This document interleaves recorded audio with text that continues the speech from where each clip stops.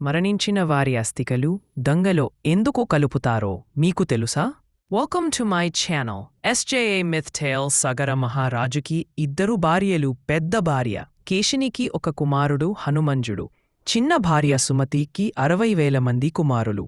తన రాజ్యాన్ని విస్తారించడానికి అశ్వమేధ యాగాన్ని చేస్తారు. ఆ యాగం ప్రకారం ఒక గుర్రాన్ని విడిచిపెడతారు. ఆ గుర్రాన్ ఎన్ని రాజ్యాలు దాటి వెళ్తే ఆ రాజ్యాలు అన్నీ వారివే. ఏ రాజు అయినా గుర్రాన్ని తన రాజ్యములోకి రాకుండా అడ్డుకుంటే అతను యుద్ధానికి సిద్ధమని అర్థం. ఏ రాజు గుర్రాన్ని ఆపకపోవడంతో ఇక్కడ సగర మహారాజు శక్తివంతంగా మారిపోతాడనే భయపడిన ఇంద్రుడు ఆ గుర్రాన్ని పాతాళలోకంలో దాచేస్తాడు.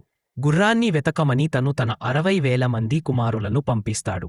వాళ్లు పాతాళలోకంలో తపస్సు చేసుకుంటున్న కపిల మహర్షి పక్కనే ఉన్న గుర్రాన్ని చూసి మహర్షే గుర్రాన్ని దొంగలించారు అని అపనింద మోపుతారు. దాంతో కోపించిన మహర్షి వాళ్ళ అందరినీ భస్మం చేస్తాడు. దాంతో వారి ఆత్మలు పాతాళలోకంలో ఉండిపోతాయి. వాళ్లకి మోక్షం కలగాలి అంటే స్వర్గంలో ఉన్న గంగ భూమి మీదకి రావాలి అని ఆకాశవాణి చెప్తుంది.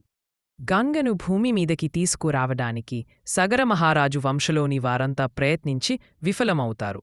చివరికి భగీరథుడు తన పితృదేవతల విముక్తి కోసం ఘోర తపస్సు చేయడంతో బ్రహ్మ ప్రత్యక్షమయ్యి కావాలో కోరుకో అనగా స్వర్గంలో ఉన్న గంగ భూమి మీదకి రావాలి అని కోరుకుంటాడు. గంగ స్వర్గం నుండి భూమి మీదకి పడితే భూమి తట్టుకోలేదు అని బ్రహ్మ చెప్పడంతో భగీరథుడు శివుడి సహాయం కోరగా శివుడు గంగని తన జతలో బంధించి తన జటజూటాల నుండి గంగను ప్రశాంతంగా భూమి మీద ప్రవహించేలా చేస్తాడు. అలా భగీరథుడు గంగని పాతాళ లోకంలోకి తీసుకువచ్చి తన పితృదేవతల అస్థికలు గంగలో కలిపి వాళ్లందరికీ మోక్షాన్ని ప్రసాదిస్తాడు. ఆ రోజు నుండి ఈ రోజు వరకు మరణించిన వారి అస్థికలు మోక్షం కోసం గంగలో కలుపుతారు. మీకు ఇలాంటి వీడియోస్ కావాలంటే please like, share and subscribe to my channel.